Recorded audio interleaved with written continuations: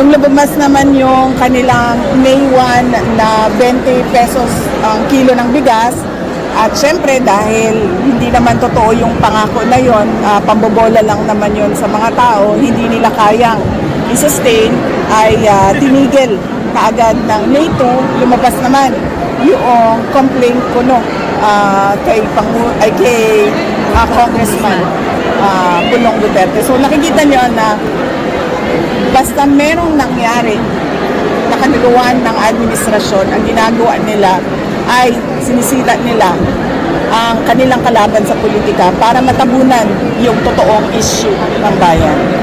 Next question, Marcel. Does the President know about this already? I mean, si President Duterte, does he know about this new issue sa inyo about the Congressman Pulong na pang-atake sa inyo family? Hindi ko alam kasi hindi kami nagkausap pa ni Pangulong Duterte at hindi din kami nagkausap ni Congressman Pulong.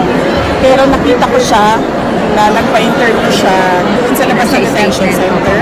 So baka noong nasa loob siya ay napag-usapan nila. So clearly, VP, you believe na this is part of political, again, attack sa inyong mga Duterte? Oh yes ma'am, sabi ko na nga, every time nagkakaroon sila ng issue, malaking issue na kabalbalan na ginagawa nila, ang kanilang pang-cover sa mga issue na ito ay atakihin yung kalaban nila sa politika.